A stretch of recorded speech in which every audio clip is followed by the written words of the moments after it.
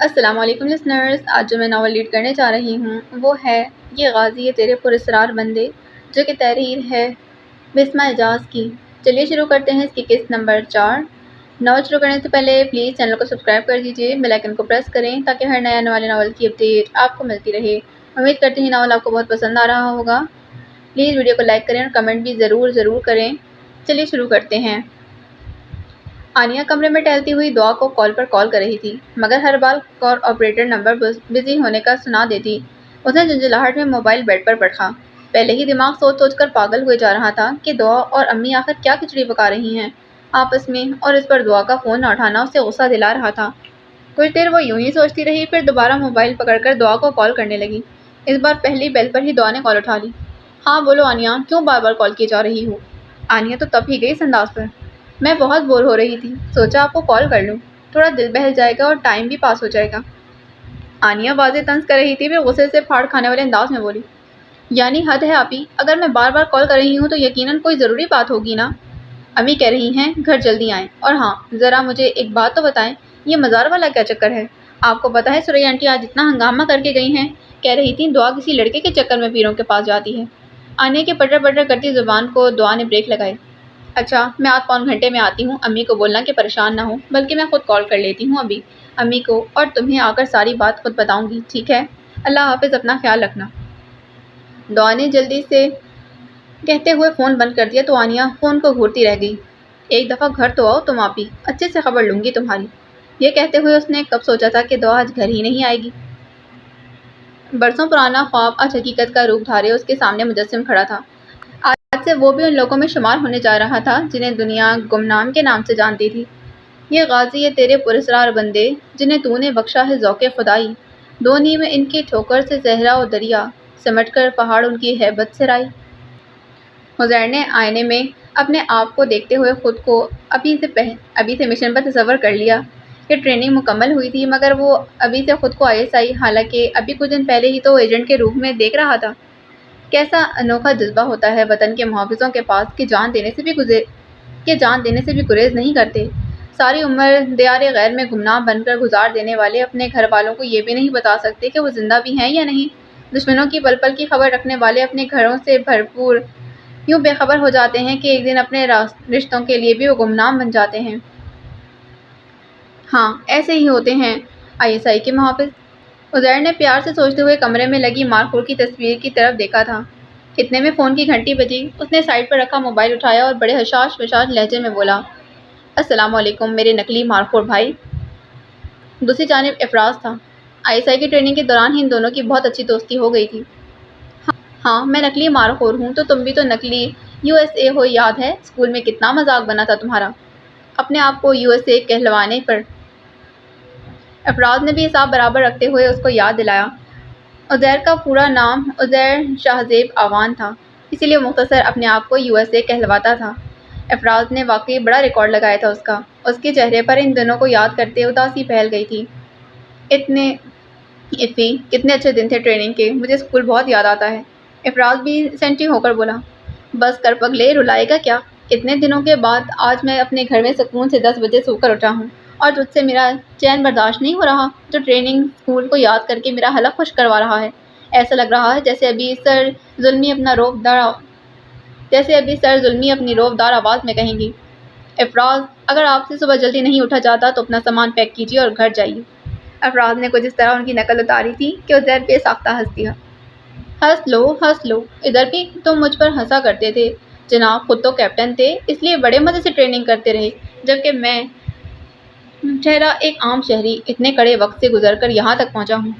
افراز نے کثیرے لہجے میں اس کو خوب سنائی تو عزیر اور ہنسنے لگا، جس پر افراز نے اسے خوب سلواتے سنا کر فون بند کر دیا۔ ISI میں کیسے آ گیا؟ اسے تو کسی سرکس میں جوکر ہونا چاہیے تھا، نقلی مارخور نہ ہو تو۔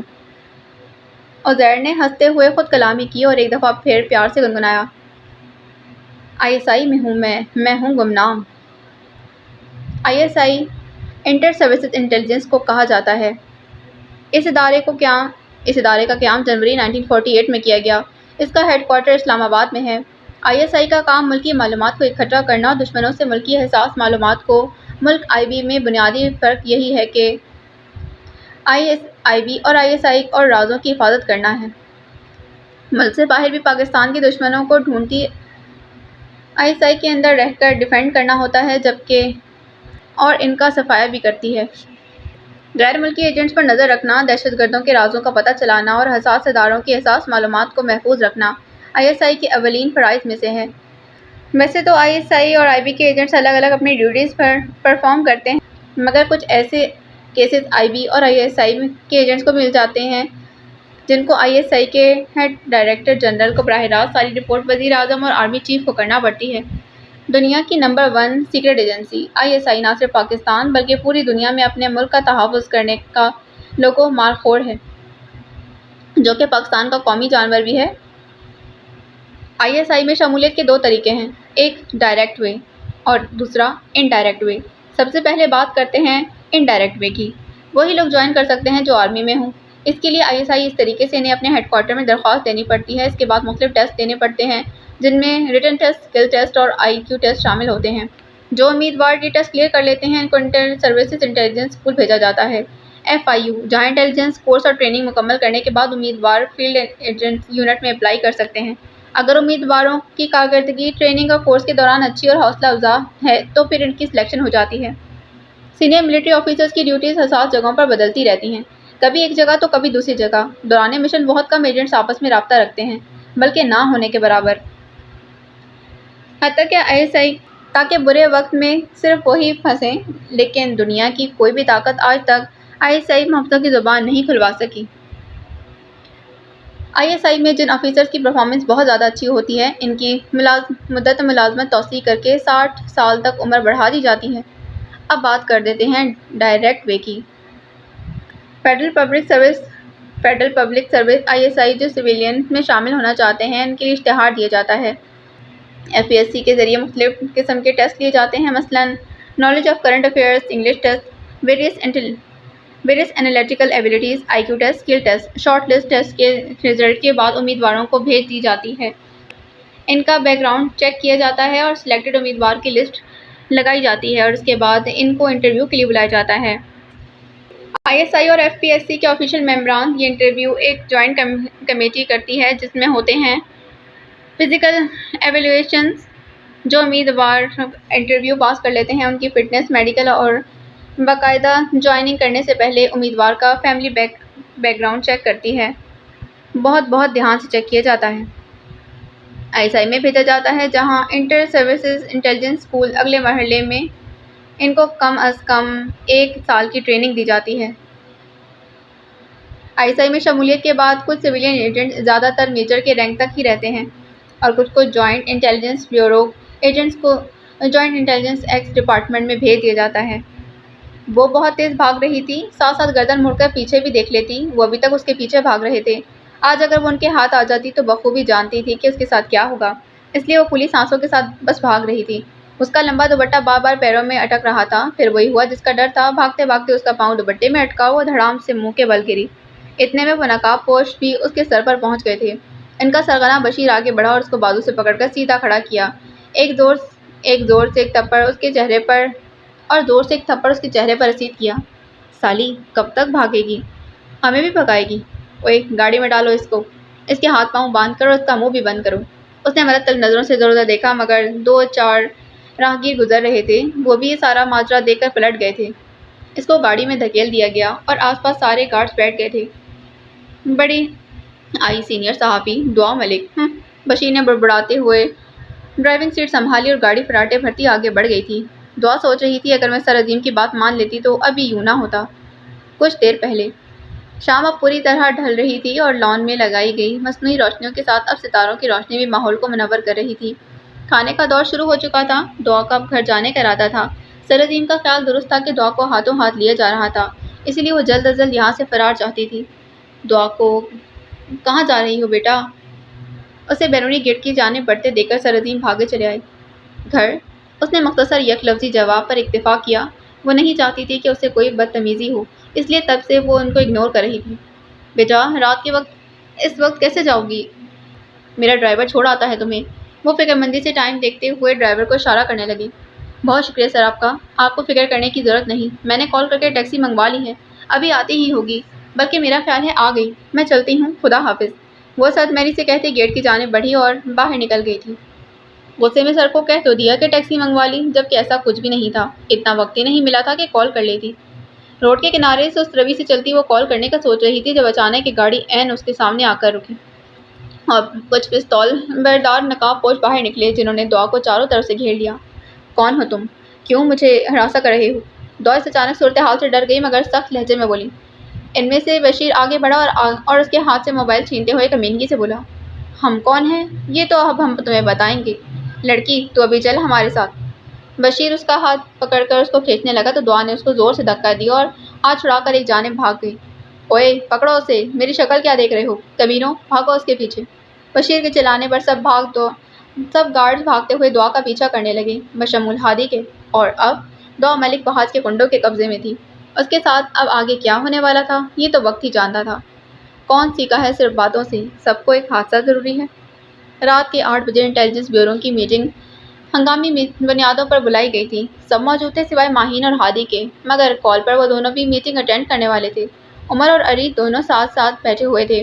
اریت نے قدرے جھک کر سرگوشی کی تھی۔ مسٹر شوکت، سنا ہے بڑی رشوت لی جا رہی ہیں آج کل۔ معصوم بھولی بھالی عورتوں سے کچھ لوگ بہن کے جہیز کی موٹر سائیکل کے نام پر 20-20 ہزار اینٹ رہے ہیں۔ توبہ توبہ، کیا زمانہ آ گیا ہے۔ اریج افسوس سے کانوں کو ہاتھ لگانے لگی۔ شوکت عرف عمر نے گھور کر اریج کو دیکھا۔ ابھی وہ کوئی جوابی حملہ کرنے ہی والا تھا کہ ڈی ایس پی صاحب تشریف لے آئے تو سب احتراماً کھڑے ہو گئے اور سلام کیا۔ سلام کا جواب دیتے انہوں نے سربراہی سنبھال لی اور سب کو بیٹھنے کا اشارہ کیا۔ عمر، آپ بتائیں اب تک آپ نے کیا معلومات حاصل کی ہیں اور مشن کس حد تک پہنچا ہے؟ سر نے عمر کی جانب دیکھتے سوال کیا۔ سر، میں نے شوکت کے روپ میں پیر جلال کے خلاف بہت سی معلومات حاصل کی ہیں۔ جلال اکبر دراصل دہشت گرد ہے اور اس کا شمار ان دہشت گردوں میں ہوتا ہے جو شمالی وزیرستان میں آرمی آپریشن کی وجہ سے فرار ہو کر ادھر ادھر پناہ گزین ہو جاتے ہیں۔ سر، ملک وہاج اور جلال کا آپس میں بہت گہرا کنیکشن ہے۔ ملک وہاج نے جلال اکبر کے علاوہ اور بھی بہت سارے دہشت گردوں کو یہاں پناہ دی ہوئی ہے۔ عمر، سوال یہ ہے کہ جلال اکبر کو پیر بنانے کی کیا ضرورت آن پڑی؟ ڈی ایس پی صاحب نے کرسی کی پشت سے ٹیک لگاتے پرسوچ لہجے میں سوال کیا تو عمر مسکراتے بولا، سر میں اسی طرف آ رہا ہوں۔ جلال اکبر کو پیر بنانے کے 2 مقاصد ہیں۔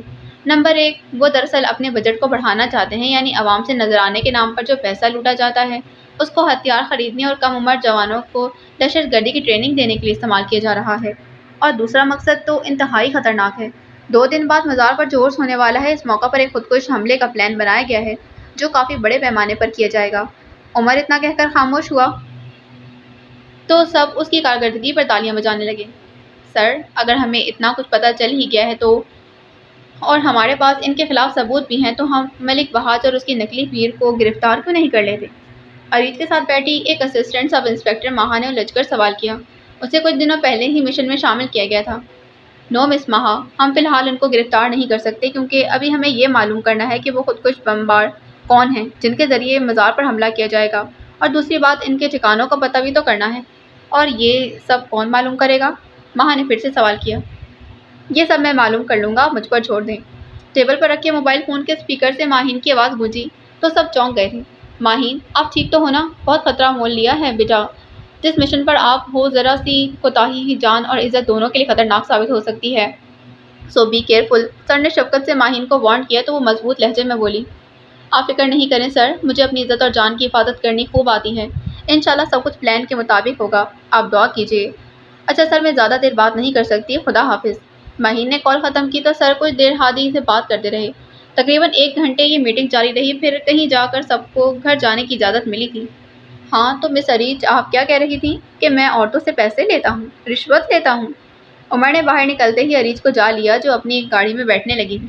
رک کر عمر کو دیکھتے ہوئے بولی، ویل میں نے تو شوکت کے لیے یہ سب کہا تھا۔ انسپکٹر عمر، آپ اپنے آپ پر کیوں لے رہے ہیں؟ جیسے آپ جانتی نہیں کہ میں ہی شوکت کا روپ لے کر رہا ہوں۔ عمر نے سینے پر ہاتھ باندھتے طنزیہ کہا تو اریج کی ہنسی چھوٹ گئی۔ گاڑی میں بیٹھتے بولی، چلو اب کافی رات ہو گئی ہے، باقی کی لڑائی انشاءاللہ صبح کرتے ہیں، خدا حافظ۔ عمر زیر لب مسکراتے بولا، فی امان اللہ۔ آسمان پر چمکتا چاند بھی ان کی نوک جھونک اور محبت پر مسکرایا۔ موہت حسب معمول چھٹی کے بعد سب ٹیچرز کے ساتھ اسٹاف روم میں بیٹھا بچوں کے ٹیسٹ چیک کر رہا تھا۔ باقی ٹیچرز بھی اپنا اپنا کام چیک کر رہے تھے۔ موہت، آپ کل لیو پر تھے، خیریت تھی؟ मिस शबाना ने काम पर नजर दौड़ाते मोहित से सरसरी अंदाज में पूछा। वो सबसे सीनियर टीचर थी और मोहित के साथ बहुत शफकत से पेश आती थी। मोहित भी उनकी बहुत इज्जत करता था। अभी भी शाइस्तगी से मुस्कुराते बोला, जी सब खैरियत थी। असल में कल मेरा रिटन टेस्ट था तो वही देने गया था। किस जॉब के लिए टेस्ट देने गए थे आप? अब की बार सर अली ने तजस्सुस से पूछा। इंटेलिजेंस ब्यूरो में जॉब के लिए अप्लाई किया था। दुआ कीजिएगा अच्छा रिजल्ट आए। एनटीएस के जरिए रिटन टेस्ट था कल। सब ने ज़ेर लब आमीन कहा। अच्छा मोहित, कौन कौन से सब्जेक्ट शामिल होते हैं टेस्ट में, और कितने मार्क्स का टेस्ट आया था? कहाँ सेंटर बना और क्या मंजर था वहाँ का? सर अली ने अब की बार सारे काम छोड़कर तफसील जाननी चाहिए। मोहित ने भी अपने टेस्ट को एक जानिब रखा और कल के बारे में तफसील बताने लगा। कल के मंजर में ही पहुँच गया था। वो घर से 8 बजे के करीब निकला क्योंकि टेस्ट 9 बजे स्टार्ट होना था और सेंटर भी इतनी दूर नहीं था। 15 मिनट में वो सेंटर पहुँच गया। ये एक डिग्री कॉलेज बराए ख़वातीन था और आज भी हज़ारों की तादाद में तलबा और तलिबात टेस्ट देने आए हुए थे।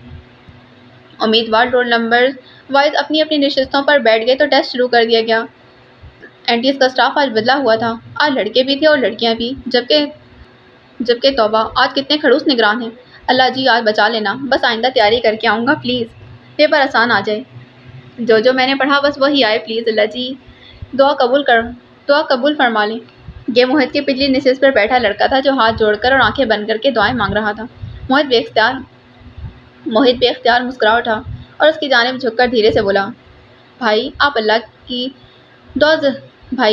आपकी दुआ ज़रूर कबूल फरमाएगा। अभी सीधे होकर बैठ जाओ क्योंकि हमारी किताब को पेपर मिलने लगा है। वो बेचारा शर्मिंदा सा होकर मुस्कुराया। सबसे पहले इंग्लिश का 55 मार्क्स का पेपर दिया गया था जिसमें सिनोनिम्स, एंटोनिम्स, प्रपोजिशंस और ऑब्जेक्टिव टाइप थे। मंदरजा झैल सवालात थे सब्जेक्टिव, जबकि ऐसे राइटिंग, कॉम्प्रिहेंशन, ट्रांसलेशन के 10-10 सवालात का पर्चा हल करने के लिए दिया गया। आईक्यू और मैथ्स इसके बाद दिए गए एमसीक्यूज, इसके बाद जनरल नॉलेज, मुताले पाकिस्तान और इस्लामियात के 10-10 तकरीबन 2 घंटे तक टेस्ट जारी रहा और मोहित को हर पेपर के एंड पर फू फू की आवाज़ें आती रही थी। फिर जब एग्जामिनर सबसे पेपर लेने के बाद उनकी कतार के स्टूडेंट्स ने भी पेपर लेने लगा तो फूफू की आवाज़ें और शोर से आने लगी। उसने निगरान की नज़रों से बचते पीछे मुड़कर देखा तो बड़ी मुश्किल से अपनी हंसी जब्त की। मोहित बताते हुए फिर से फूफू वाला मंजर याद करके हंस दिया था। मतलब आपके पीछे बैठा हुआ वो लड़का दुआएं पढ़ पढ़कर अपने पेपर पर फूंक रहा था। सर अली ने भी हंसते हुए कहा तो मोहित सर हिलाते फिर से हंसने लगा। बड़ा मनमौजी लड़का था, बता रहा था कि मैं बचपन से हर पेपर पर फूंके मारता आया हूँ। सब एक बार फिर हंसने लगे। अच्छा ये बताओ कि टेस्ट की तैयारी कहाँ से की, मतलब क्या कोई ख़ास बुक होती है या बस जो बुक मिले से पढ़ते जाओ? सर अली ने काम की बात पूछी। मोहित के पेपर चेक हो गए थे, इनको समेटते हुए बताने लगा। सर दरअसल एनटीएस की भी एक बुक होती है, एनटीएस टेस्ट के लिए स्पेशल तैयारी के लिए। इसके अलावा मुख्तलिफ वेबसाइट्स भी तो काफ़ी तैयारी करने के लिए मवाद देती हैं। गूगल से भी बहुत मदद मिली और बाकी अल्लाह का शुक्र है कि जनरल नॉलेज अच्छा है तो पेपर आसानी से हो गया। ये तो अच्छी बात है कि अल्लाह आपको कामयाब करे। ये तो अच्छी बात है, अल्लाह आपको कामयाब करे मेरे भाई। मोहित ने मुस्कुराते हुए सर अली का शुक्रिया अदा किया। जो भी है फूंकों वाली बात बहुत मज़े की बताई आपने मोहित। मिस शबाना ने भी बात में अपना हिस्सा डाला तो सब मुस्कुराने लगी। तभी मिस नताशा अंदर दाखिल हुई। हस्बे मामूल चुस्त लिबास में उसने मिस शबाना की बात सुन ली थी और इसीलिए बड़ी अदा से मोहित को मुखातिब करके बोली, क्या मोहित सर सबको हंसाए जा रहे हैं? मुझे भी वो बात बताएं जिस पर सब हंस रहे हैं। मोहित और बाकी सबकी मुस्कुराहट फौरन सिमटी। वो काम मुकम्मल कर चुका था। खड़ा होता हुआ संजीदगी से बोला, सॉरी मिस नताशा, मैं तो अभी घर जा रहा हूँ, वरना ज़रूर बताता। आप मिस शबाना से पूछ लें, वो बता देंगी आपको। मैं चलता हूँ, अल्लाह हाफिज़। मोहित नताशा की तरफ देखे बगैर बाहर निकल गया। नताशा का सुबकी के एहसास से बुरा हाल हो गया। वो तिलमिलाते हुए सोचने लगी, मिस्टर मोहित बहुत इज़्ज़तदार और हया वाले बने फिरते हो ना। सबके सामने तुम्हारा वो रूप लाऊंगी जो कभी तुमने ना सोचा होगा। एक और जुलेखा आज की यूसुफ को आजमाने वाली थी। जलाल अकबर आस्थाने से वापस आकर हस्ब मामूल कुछ देर अपने ज़रूरी कामों में मसरूफ़ रहा। 7 बजे के करीब फ्री हुआ तो उसके इंतजामात का पूछने के लिए उसने शौकत को फ़ोन मिलाया, मगर उसका फ़ोन बिजी था। फिर उसने रशीद को फ़ोन किया, वो रात आस्थाने में ही रुकता था। सलाम पीर जी, बड़ी लंबी उम्र है आपकी, मैं अभी आपको ही फ़ोन करने वाला था। रशीद ने फ़ोन उठाते हुए खुश आमदीदाना अंदाज में कहा। यह अलग बात कि उसके फ़ोन में बैलेंस नहीं था। ये शौकत कहाँ है? मेरा फ़ोन नहीं उठा रहा वो। पीर जलाल ने उसकी बात को नज़रअंदाज करते पूछा। पीर जी, शौकत के बारे में तो बताना था आपको पता है आज शाम को एक औरत मिलने आई थी उससे। रशीद फुल ड्रामाई अंदाज अख्तियार करते बोला। तो पीर जलाल ने कोफ्त से पूछा, अच्छा फिर क्या हुआ? اسے پتا تھا جب تک رشید نے پوری بات نہیں بتا دینی اسے سکون نہیں ملنا۔ پھر کیا جی، شوکت نے تو اسے کوئی فائل دی اور اس عورت نے شوکت کو کڑکتے نوٹ دیے اور وہ فائل لے کر چلی گئی۔ 1 گھنٹے بعد شوکت بھی چلا گیا۔ پیر جی، مجھے تو دال میں کچھ کالا لگ رہا ہے۔ جلال اکبر تو بے توجہ سے اس کی بات سن رہا تھا، ایک دم چونک پڑا۔ تم سچ کہہ رہے ہو؟ کون عورت تھی وہ؟ پہچانتے ہو اس کو؟ اللہ قسم پیر جی، ایک ایک لفظ سچ کہا میں نے، اور وہ عورت دیکھی بھالی لگ رہی تھی جیسے اسے پہلے بھی آستانے پر آتے جاتے دیکھا ہو۔ پیر جی، اس شوکت کو تو چیک کرنا پڑے گا، بڑی مشکوک حرکات ہیں جی اس کی۔ اچھا، تم یہ بتاؤ کہ اس کے انتظامات مکمل ہو گئے کہ نہیں؟ اس نے رشید کی بات کو کاٹتے ہوئے پوچھا۔ جی، آپ فکر نہیں کریں، سب تیاریاں مکمل ہیں اور اس کے اشتہار پورے شہر میں بٹ گئے ہیں۔ لائٹیں بھی لگا دی ہیں اور قوال کو بھی فون کر دیا ہے، وہ وقت پر آ جائے گا۔ دیگے پکانے والے کو بھی ایڈوانس دے دیا ہے۔ اور ابھی رشید کی بات پوری نہ ہوئی کہ پیر جلال نے اچھا ٹھیک ہے کہہ کر کال کاٹ دی تھی۔ رشید کے منہ پر فون بند ہو گیا تو وہ گھسیاتے اپنے بستر پر لیٹ گیا۔ لو جی، پیر جی نے تو کوئی تعریف ہی نہیں کی میری، الٹا منہ پر فون بند کر دیا، جیسے شوکت کی جگہ میں نے کوئی گڑبڑ کی ہو۔ آستانے کی در و دیوار نے اس کی بڑبڑاہٹ واضح سنی تھی۔ ادھر جلال اکبر کا غصے سے برا حال تھا، اس کا بس نہیں چل رہا تھا کہ ابھی کے ابھی شوکت سے اگلوا لے سارا معاملہ کیا ہے۔ کچھ دیر اپنے آپ کو پرسکون رکھنے کی کوشش کرتا رہا، پھر دھیان بچانے کے لیے انٹرنیٹ آن کیا۔ واٹس ایپ کھولی تو گروپ میں ایک ویڈیو شیئر ہوئی تھی اور کافی سارے تبصرے بھی۔ یہ گروپ ملک وحاج اور اس کے کچھ دوستوں کا تھا۔ جلال اکبر کو بھی ملک وحاج نے ہی ایڈریس دیا تھا۔ زیادہ تر سب سیاست دانوں کی ہی خبریں اور باتیں ہوتی تھیں۔ ابھی بھی اس کا ویڈیو دیکھنے کا کوئی ارادہ نہیں تھا، لیکن اپنا دھیان بچانے کے لیے بلا ارادہ اس نے ویڈیو پر ٹچ کیا۔ ویڈیو پلے ہوئی تو اس کو حیرت کا جھٹکا لگا۔ وہ جو اپنے اعصاب کو پرسکون کرنا چاہتا تھا، برے طریقے سے بے سکون ہو کر رہ گیا۔ اس کے اعصاب چٹک کر رہ گئے۔ اسکرین پر دعا کی ویڈیو تھی جو سرعظیم کی پارٹی کی تھی، جو اسٹیج پر اعتماد سے بولتی ہوئی کوئی اور دعا لگ رہی تھی۔ یہ اس ڈری سہمی اور معصوم دعا سے تو بہت مختلف لگ رہی تھی جو پیر جلال سے ملتی رہی تھی۔ پورے 10 منٹ کی ویڈیو تھی جس میں وہ عنقریب بڑے انکشافات کرنے کا اعلان کر رہی تھی۔ دھوکہ! جلال اکبر کو دھوکہ! اس نے موبائل زور سے قالین پر پٹخا اور زور سے چلایا۔ میرے ساتھ اتنا بڑا دھوکہ کیا تم نے دعا ملک! کیوں؟ اوف! وہ چٹانک بھر کی لڑکی مجھے پاگل بناتی رہی، میرے گھر آتی رہی اور میں گدھا احمق کچھ سمجھ ہی نہیں پایا۔ وہ اب نہایت طیش میں خود کو کوسنے اور اپنے بال پکڑ کر نوچنے لگا۔ پھر ایک دم سے کسی خیال کے پیش نظر جلدی سے اٹھا اور اپنے کمرے کی دیواروں کو دیوانہ وار ٹھونک بجا کر چیک کرنے لگا۔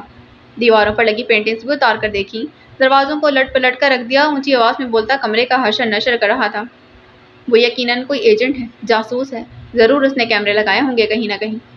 کمرے سے کچھ نہ ملا تو بھاگتا ہوا ڈرائنگ روم میں گیا اور ہر دیوار کو باریک بینی سے چیک کرنے لگا۔ آخر ایک پینٹنگ پر لگا ننھا سا کیمرہ اس کی نگاہوں میں آ گیا۔ تو میرا شک صحیح نکلا۔ اب تم بچ کے دکھاؤ ذرا دعا ملک۔ تم نے جلال اکبر سے ٹکر لے کر اچھا نہیں کیا، اس کا خمیازہ تو تمہیں بھگتنا ہی پڑے گا۔ تمہاری جان تو اب میں خود لوں گا۔ تھوڑی دیر بعد وہ دوبارہ اپنے کمرے میں بیٹھا ملک وحاج کو فون کر رہا تھا۔ 9 بج چکے تھے۔ آنیہ دعا کو فون کر کے تھک چکی تھی، مگر نمبر مسلسل بن جا رہا تھا۔ اب تو اسے پریشانی لاحق ہونے لگی کہ رات بتدریج گہری ہوتی جا رہی تھی اور دعا کا کوئی اتا پتہ نہیں تھا۔ امی، آپ ہی کا فون نہیں لگ رہا، کب سے کوشش کر رہی ہوں، وہ اٹھا ہی نہیں رہی۔ فاطمہ عشاء کی نماز پڑھ کر اب دعا مانگ رہی تھی، پریشانی سے اٹھ کھڑی ہوں۔ یا اللہ خیر! 6 بجے کی نکلی ہوئی ہے گھر سے، اب تو 9 بجے ہیں، 2 گھنٹے کا کہہ کر نکلی تھی، اب تک پہنچی نہیں۔ پتہ نہیں امی، وہ فون بھی نہیں اٹھا رہی، آپ نے ان کو جانے کیوں دیا؟ آنیہ غصے سے اب ماں کو مورد جان ٹھہرا رہی تھی۔ تم ایسا کرو، دعا کو فون کرنے کی کوشش کرو، میں تب تک اس کے سر عظیم کو فون کرتی۔ کہہ تو رہی تھی کہ واپسی پر سر عظیم ہی گھر چھوڑیں گے، اب پتہ نہیں کیا مسئلہ ہو گیا ہے۔ فاطمہ بڑبڑاتے ہوئے اب جائے نماز طے کر کے فون ملا رہی تھی۔ آنیہ بھی کمرے میں آ کر دوبارہ دعا کو فون کرنے لگی، مگر اب پھر نمبر بن جا رہا تھا۔ فاطمہ کمرے کا دروازہ کھولتے اندر آئیں۔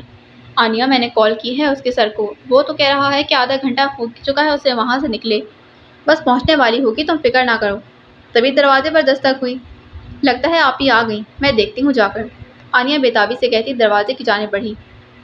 ملک وحاج بے چینی سے ٹہل رہا تھا، اسے فکر ہو رہی تھی کہ اب تک کام ہوا بھی ہے یا نہیں۔ آخر انتظار ختم ہوا اور بشیر کا فون آیا۔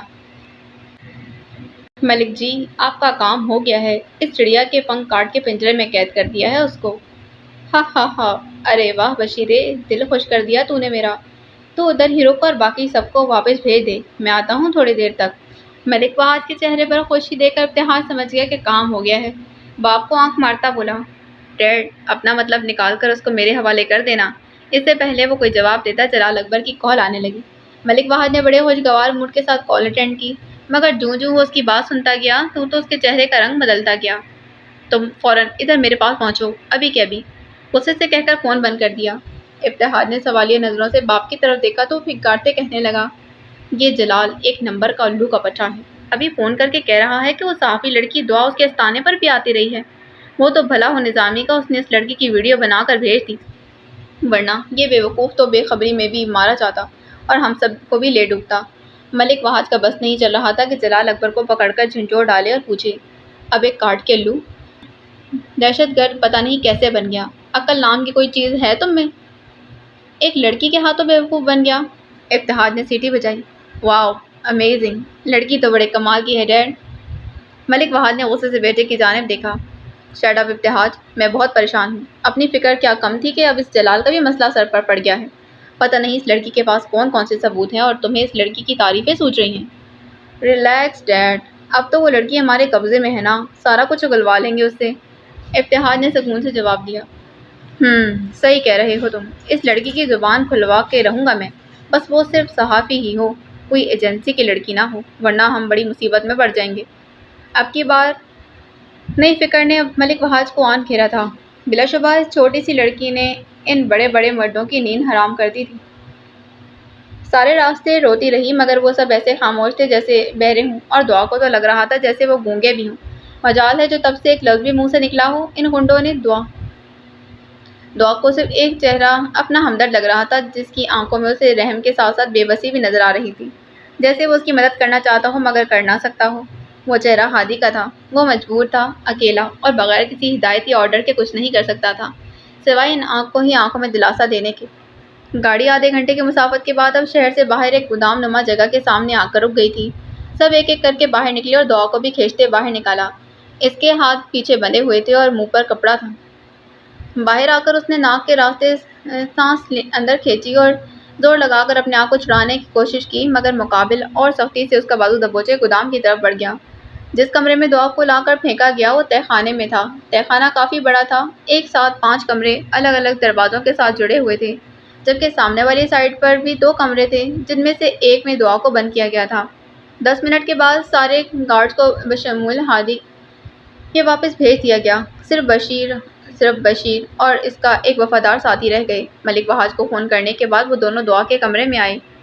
لڑکی، اب تمہیں پتہ چل ہی گیا ہوگا نا کہ تمہیں کس کے بندوں نے اغوا کیا ہے؟ بشیر نے دعا سے مخاطب ہوتے کہا۔ آگے بڑھ کر اس کے منہ پر کپڑا نکالا۔ کپڑا نکلتے ہی اس کے منہ سے گہری سانس خارج ہوئی، کھانستے بولی، نہیں، مجھے نہیں پتا تم لوگ کون ہو اور مجھے کیوں اٹھا کر لائے ہو، دیکھو مجھے جانے دو۔ بشیر کے ساتھ کھڑا ساتھی ہنستے بولا، جانے دیں گے، اتنی جلدی کیا ہے، ابھی تو تم سے بڑے حساب نکلتے ہیں۔ دعا نے الجھن سے پوچھا، کیسے حساب؟ دیکھو مجھے لگتا ہے تم لوگ غلطی سے مجھے اٹھا لائے ہو، میں نے کسی کا کچھ نہیں بگاڑا۔ دعا، ملک، ہمیں ایک بات پتہ ہے، تم کون ہو اور آج کل کیا کرتی پھر رہی ہو۔ بڑے شوق سے تم نے ملک فہد کے خلاف ثبوت اکٹھے کیے تھے نا، اب تجھے ملک صاحب اچھے سے پوچھیں گے، ابھی آتے ہی ہوں گے وہ۔ دعا ان کی طرف دیکھتے ہوئے زور زور سے رونے لگی مگر وہ بے حس بنے کھڑے رہے۔ کچھ دیر ہی گزری تھی جب ملک فہد کسی کے ساتھ اندر داخل ہوا۔ آنے والے شخص کو دیکھ کر دعا کے 14 طبق روشن ہو گئے۔ اسے معلوم ہو گیا کہ اس کا سارا ڈرامہ کھلنے والا ہے اور اب تو وہ کسی صورت نہیں بچ سکتی۔ اندر آنے والا شخص پیر جلال اکبر تھا مگر دعا کے برعکس اس کے چہرے پر کوئی حیرانی کا تاثر نہیں تھا۔ دعا نے سوچ لیا کہ اب اسے کیا کرنا ہے اور ان کی تفتیش کے جواب میں کیا کہنا ہے۔ وہ پیر جلال کو دیکھ کر کھڑی ہو گئی اور پھر بھرپور حیرت کا مظاہرہ کرتے بولی، پیر جی، آپ یہاں اور وہ ان کے ساتھ؟ اس نے انگلی سے ملک فہد کی طرف اشارہ کیا جو اس کو دیکھ کر تیش میں آگے بڑھا اور ایک زوردار تھپڑ اس کے چہرے پر مارا۔ دعا کا ہونٹ پھٹ گیا اور خون رسنے لگا مگر اب ملک فہد نے اس کی گردن دبوچ لی تھی۔ اڑاتے ہوئے بولا، بتا تیرے پاس میرے خلاف اور کون کون سے ثبوت ہیں، اور تو نے میرے خلاف ثبوت کہاں سے لیے؟ بتا جلدی ورنہ تیری جان لے لوں گا میں۔ دعا کی آنکھیں باہر کو آ گئیں، وہ زور لگا کر اپنے آپ کو چھڑانے کی کوشش کرنے لگی۔ ملک فہد نے اسے چھوڑتے ہوئے ایک زوردار دھکا دیا تو دیوار سے جا ٹکرائی، ماتھے سے خون نکلنے لگا۔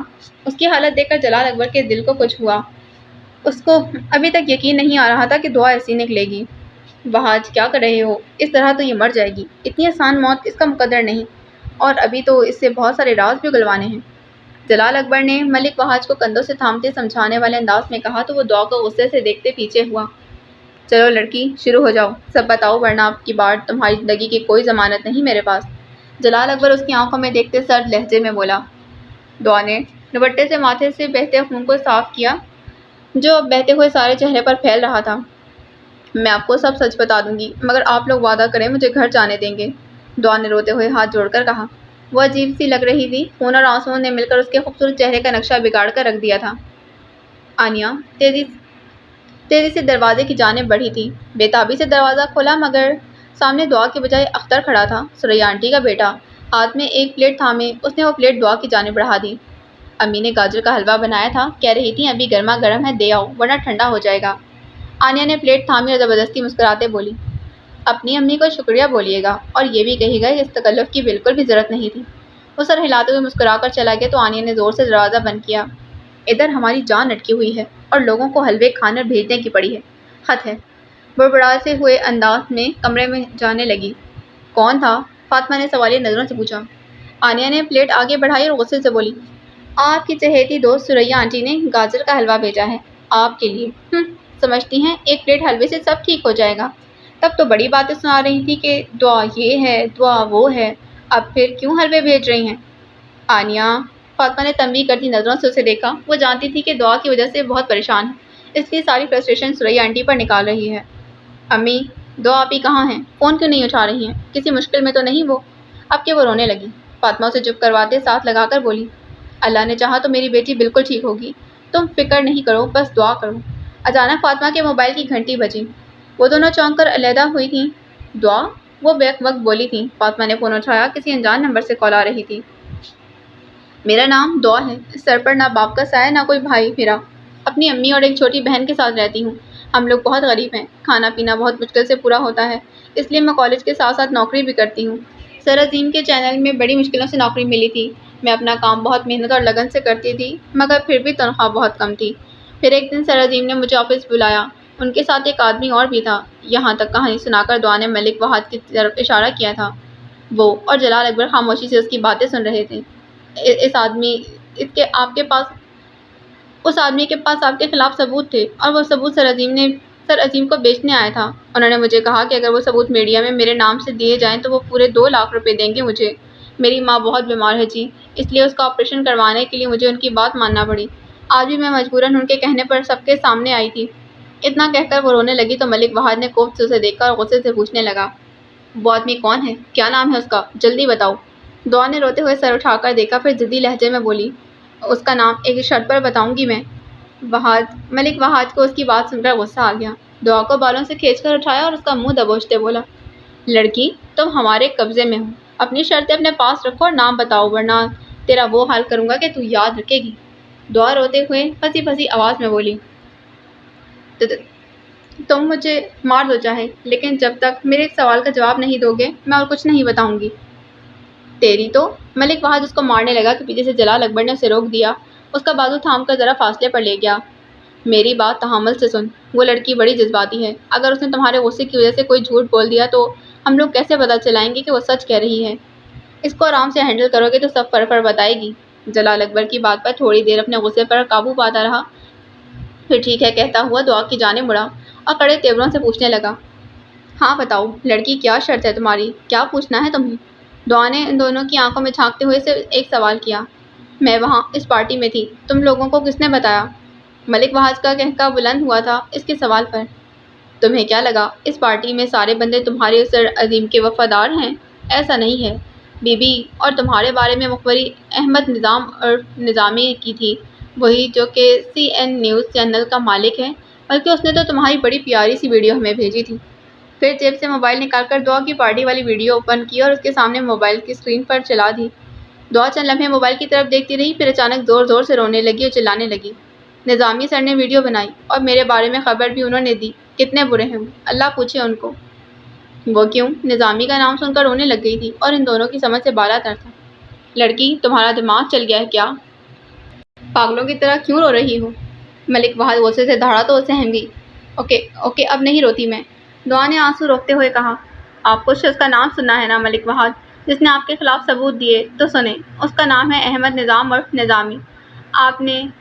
اس نے آپ کو بھی دھوکہ دیا ہے اور مجھے بھی۔ ابھی کل ہی تو میں نے پیسے مانگے اس سے اور آج اس نے میرا بھی پتہ صاف کر دیا۔ ذرا دیر وہ سانس لینے کو رکی، پھر معصوم منہ بناتے بولی، ملک جی آپ کے خلاف اور بھی کافی زیادہ ثبوت ہیں، مگر وہ سارے اس نظامی کے پاس ہیں۔ اب وہ کسی اور نیوز چینل کو ثبوت دے بیچے گا کیونکہ مجھے تو وہ پکڑوا چکا ہے۔ ان کو یقین نہیں آ رہا تھا۔ ملک وحد اور جلال نے ایک دوسرے کی طرف دیکھا۔ نظامی، تم سچ کہہ رہی ہو نا؟ اب کی بار جلال نے سخت لہجے میں پوچھا تو وہ رونے والا منہ بنا کر بولی، سب کچھ آپ لوگوں کے سامنے ہے۔ اس نے میرے ساتھ ساتھ آپ لوگوں کے ساتھ بھی گیم کھیلی ہے، ورنہ میرے پاس غیب سے تھوڑی نہ آتے ہیں ثبوت۔ ملک وحد غصے سے بشیر کو پکارتا باہر کی جانب بڑھا۔